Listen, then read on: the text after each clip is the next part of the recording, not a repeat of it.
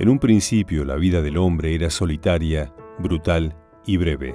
El avance cultural y tecnológico era aún más lerdo que el lento avance genético de la especie. Durante 1 millón de años, los hombres se mataron unos a otros para robar sus propiedades o sus hembras, utilizando el mismo hacha de mano.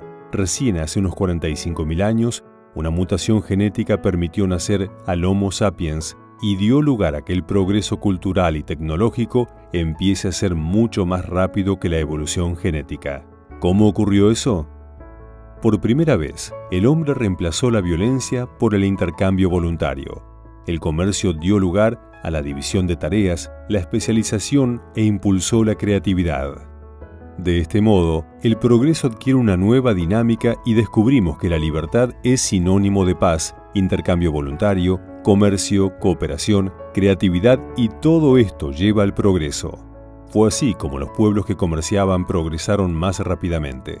Hace unos 48.000 años aparece la agricultura y los hombres superan la etapa de ser recolectores y cazadores nómades para ser sedentarios y formar comunidades más grandes. 5200 a.C. aparecen en la Mesopotamia diversas civilizaciones. Los sumerios desplegaron su creatividad inventando el ladrillo, las ciudades y la escritura. Luego se suceden y superponen asirios, acadios y babilonios. Los períodos pacíficos y creativos se alternaban con guerras violentas. Algo más tarde, en Egipto, los faraones aprovecharon la fertilidad del Nilo para acumular riquezas, construir pirámides y otras maravillas, pero todavía la inmensa mayoría de la población era muy pobre y su esperanza de vida rondaba apenas 25 años. Aparecen rudimentariamente las ciencias, la astronomía, la geometría, la medicina. Los persas inventan el molino de viento. En la India progresa la matemática, inventan el cero. En Grecia surge la filosofía y la democracia. Y luego, los árabes progresan en el álgebra. En el siglo II, en China se inventa el ábaco y el papel. En 1048 aparece la imprenta de tipos móviles y el siguiente gran invento recién aparece en 1786, el telar mecánico. En ese momento aparece el segundo gran quiebre de la civilización, la revolución industrial. Así podemos ver que durante 1 millón de años el crecimiento fue leve y rectilíneo, pero a partir de ese momento se hace casi vertical en apenas 200 años, tanto en PBI per cápita como en población mundial o en términos de esperanza de vida al nacer. ¿Por qué ocurrió?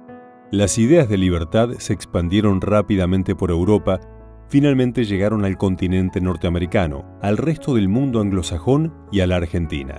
Se establecieron leyes y constituciones que reconocían por primera vez los derechos individuales de cada ser humano a la vida, la libertad, la propiedad privada y la búsqueda de la propia felicidad.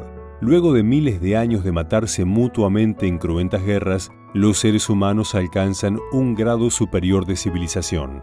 Personas como Voltaire y Locke enseñaron la tolerancia, otros, como Hume y Adam Smith, la ética de la libertad y la responsabilidad. Por primera vez se afirmaba el respeto a pensar distinto, a tener diferentes creencias y a expresarlas libremente.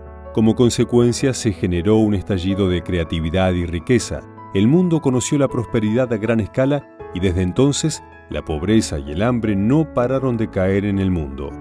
La expectativa de vida al nacer saltó a 85 años en los países desarrollados, a 74 años en Argentina y se duplicó incluso en los países más pobres de África, pasando de 25 años a más de 50. Los alimentos se multiplicaron en el siglo XIX por la utilización del guano como fertilizante y luego por el fertilizante artificial y por la cosechadora y las máquinas agrícolas que redujeron los precios de los alimentos, sacando a millones de la pobreza. Y por fin, por los granos híbridos inventados por Norman Borlaug en los años 50. Jamás el avance tecnológico había permitido salvar tantas vidas. Paralelamente, las vacunas permitieron eliminar 10.000 enfermedades. La penicilina combatió las infecciones y las anestesias, los calmantes y las aspirinas lograron frenar el dolor sin matar a los enfermos. La tecnología avanzó a un ritmo inverosímil. Se inventaron el telégrafo, la radio, el teléfono, el fax y el celular.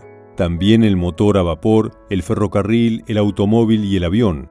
Las velas, usadas solo por los ricos, dieron paso a la iluminación para todos Gracias a Thomas Edison, Henry Ford inventó la línea de montaje que permitió producir todo tipo de productos manufacturados con alta calidad y a precios cada vez más bajos para ser consumidos masivamente.